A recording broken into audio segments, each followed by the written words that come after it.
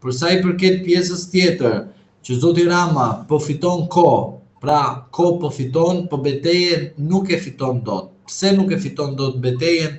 Do ta themi në një moment të dytë sepse nuk është momenti, por pse zoti Rama po fiton kohë? Koha është për te me datën 22 janar në vazhdim për të justifikuar rastin që ne po presim verdiktin e një gjykate tjetër. Kjo bëhet që të jepet tek qytetarët një mundësi, ose më mirë, të jepet tek qytetarët mesazhi që ne jemi republikë parlamentare dhe jo republikë prokurorësh.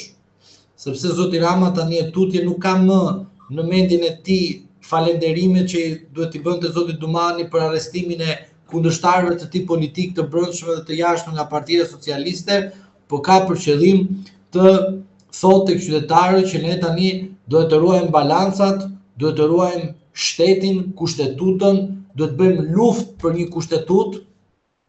Pra do të thotë që zoti Rama ka ndryshuar qasje, pra nga ajo që thoshte Partia Socialiste dhe Edi Rama nuk bëhet avokati askujt, sot zoti Rama bën avokatin e zonjës Balluku, bën edhe avokatin e vetes së tij. Avokat, po a ka shanse dije se po ju ndërpresi kjo çështje të kap edhe muajin mars, sepse në 22 do jetë mbledhja e gjykatës kushtetuese, e cila duhet të shprehet brenda një muaji nga momenti i mbledhjes, apo gabohem?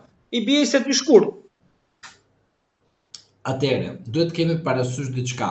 Nga momenti kur është bërë kërkesa e zotit Rama dhe deri në momentin kur duhet dalë vendimi, në maksimum nuk duhet të kalojë më shumë se 4 muaj. Dhe gjykata kushtetuese sapo të shprehet me dispozitiv, duhet ta arsyetoj brenda afateve ligjore, po jo në maksimumin e 30 ditëve.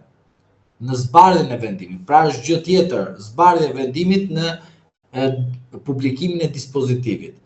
Duhet kemi parasysh diçka. Mos merrem me lojën e afateve për sa i përket zbardhjeve të vendimeve. Jo, nuk është aty qëllimi. Qëllimi është këtu. Zoti Rama a është koherent për sa i përket qëndrimit të tij lidhur me SPAK-un, me drejtësinë e re të reformuar? Pra na pëlqen nga njëra anë të çojmë në burg të gjithë ata të cilët më pengojnë mua rrugën time për kryeministër dhe më rrezikojnë karrikën në çdo moment, dhe nga ana tjetër, për ata të cilët i kam pas rreth vetes nuk më ngacmojnë, nuk më pickojnë, po thjesht dua të ndaj tani e tutje, sepse objektivi u arrit qartazi se si duhet të bëhet dhe veprohet me pjesën e arrestimeve. Pra zoti Rama tani na tregon që ekziston republikë parlamentare. Prandaj them të qytetarët, duhet të diferencojmë, jo kur të zbardhet vendimit, jo a ka vlerë vendimi i gjykatës kushtetuese. Duhet të kuptojmë që zoti Rama nga një përdikues i vazhdueshëm i një drejtësie të paanshme, të pavarur dhe budalliqe me radhë që ka thënë gjithë kësaj kohe, sot del lakuriq, ashiqare dhe na thot që nuk e pyesun SPAK-un se nuk e llogarisun SPAK-un. Pse nuk e llogarit SPAK-un? Se thot që do vit gjykata kushtetuese të shprehet. Po ç'lidhje ka gjykata kushtetuese me masën e sigurisë që do SPAK-u të vendosi ndaj zonjës Balluku, që është o arrest në shtëpi o arrest në burg. Pra, zoti Rama në konceptin politik jam i bindur që juridik nuk ja ka berin fare. Dyshoj te kjo, kap. Dyshoj te kjo. Si? Që nuk ja ka haberin. Si? Juridike? Po. Unë të deklaroj ty që asnjëri prej ty që është në pushtet dhe ka qenë në pushtet nuk ja ka haberin politik, juridik. Unë mendoj që në këtë vend, avokat, mendoj unë, të paktën me ai sa jam aktiv me 15 vitet e fundit që e ndjek, çdo krizë ka qenë me qëllim, nuk ka qenë nga mosdia. Krizë kushtetuese ka fjalën parlamentare apo. Po kriza është politike, nuk është juridike, pavarësisht se edhe herët që përdoret politikisht për të përdorur juridikisht kleçka dhe konflikte. Edhe herët që jemi drejtuar Komisionit të Venecias, në 90% të rasteve mendimi ka qenë i qartë, por për të fituar kohë, po të ishte zoti Rama dhe të kishte njohuri juridike, nuk do kishe kaq burgaxhi rreth vetes. Logjika. Po çfarë ka Rama për ata që janë kënaqësia të çon, si thën shkëndranët, të hyp vetën qef.